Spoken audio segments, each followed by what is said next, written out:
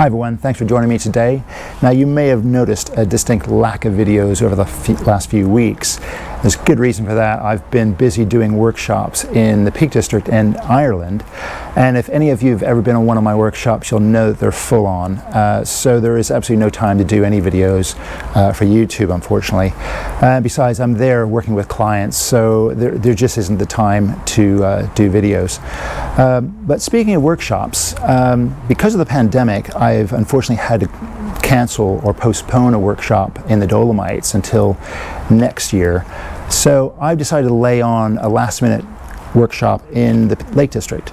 Now this is from the 28th of October through to the 1st of November, and it's limited to just 3 people. So if anybody wants to book, come along, check out my website, tommackie.com. So anyway, in this week's video, I'm addressing something that one of our viewers brought up, and he asked me how I eliminate distracting elements, namely people, out of busy locations such as cityscapes or whatever. So I thought this would be a really good video to show you. Now there are 2 methods that I use. One, which you'll probably be familiar with, which I have mentioned in previous videos, is using a long exposure, using an ND filter or something like that to create a long exposure. People that are moving through the frame will just disappear. But the other technique you probably may not have heard of. So let's have a look at this week's video. I shot this several weeks ago in Norwich, so let's have a look at that now. Now I have been out in locations where I've had too many people in landscapes, especially tourist locations, too many people for my liking. Sometimes it's nice to put people in your shot, give some sort of size reference, but there are other times when you just don't want all those hordes of people, and there's nothing, it seems, that you can do about it. Until now. I'm going to show you 2 techniques that you can get rid of people out of your pictures. Now this is great for landscapes or cityscapes, as you can see in the background here, if you're photographing architecture or whatever. You've got a lot of people moving through, as you can see here. But the first technique is probably the easiest one.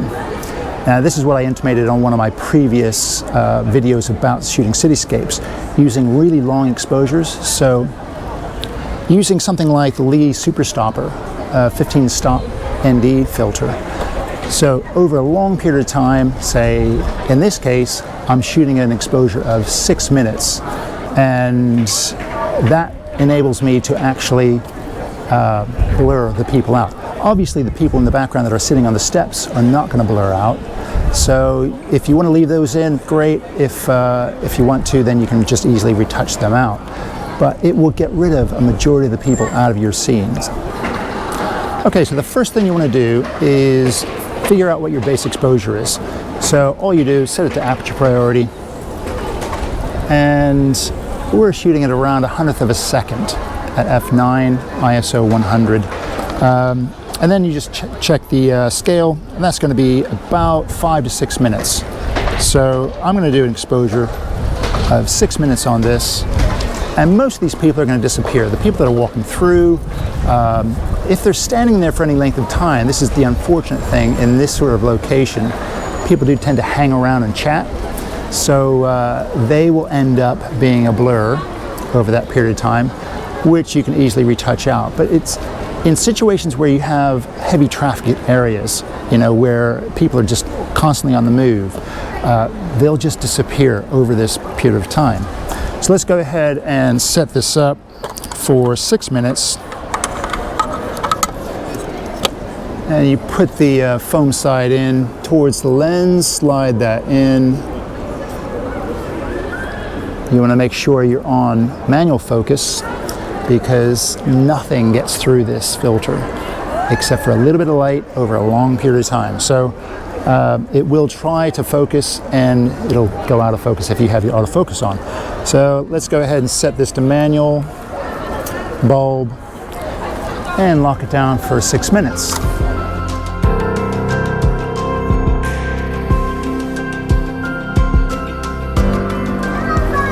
Okay, this next technique is one where you're exposing multiple exposures, just one after another, And as people walk through the scene, they're going to be in different places in the scene. So after that, we're going to take all these images and combine them in Photoshop. I'll show you how to do that back in the studio. But let's go ahead and make various exposures. And the key to this is that people are moving. Unfortunately, the people here in Norwich love to chat. So they're just standing out, not moving at all right now. But in an ideal situation, you would have people in a hurry. See, we're not in a hurry in East Anglia. It's a slow pace of life. So let's go ahead and see. You want to make multiple exposures, one after another, as people move through the shot.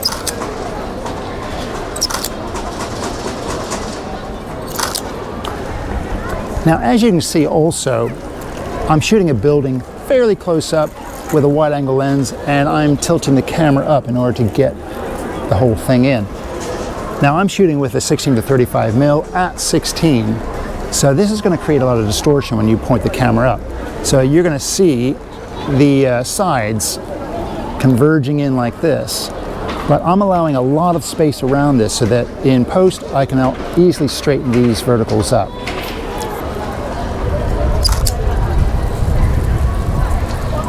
And like I said, the people that are actually sitting on the steps, I can choose to leave them in or easily retouch them out.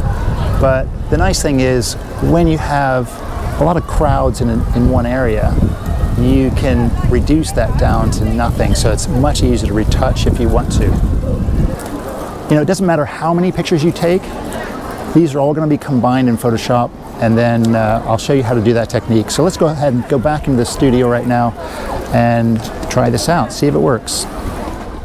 We're going to start off with the image that I did for 5 minutes. And as you can see, this actually gives you some really nice effects with the clouds when they streak out. But the problem with this technique is that when you have people standing here, as they were here in this queue, they just blur out, and it's a bit messy. It's going to be really difficult to retouch these people out because you can't see any of the glass behind them. So you have no areas to clone from. So I would go to the second technique, and let's try that now. So what I want to do is we'll go to all of those images that we shot. Let's go ahead and just click through these first. And you can see all the people, as they're going through, they're all in different spots. And even the people right in the background here, you can see here's some areas here where there's nobody standing. They're not the same in every single frame. So it'll be interesting to see how Photoshop copes with all this to get rid of all these people. So let's go ahead. What I would do is select all these images, hitting Shift, and select those. I've created a folder on my desktop, and I'm going to export these to that folder. I've already done that, so I won't take the time up to do that now. So we'll go straight into Photoshop, up to File, down to Scripts, and Statistics. Now in here you want to select Median, and browse that folder, and there we go. I'm going to select all of those and open those files up. So I think there's about 16 files here that it's going to be working with. So I'll hit OK.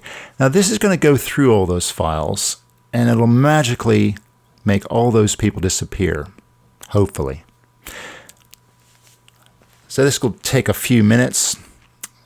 So let's just see what happens. Here we go. And there you are. Okay, so most of those people have disappeared, and it's made a better job back here. And you can see there's a few people on the steps where they're just sitting around the whole time. But now if you try to retouch those out, now you're going to get this. So you're going to have to rasterize this image first. Let's hit OK. Now I'm using my spot healing brush just to go over this really quickly, or I could use the Content Aware Fill.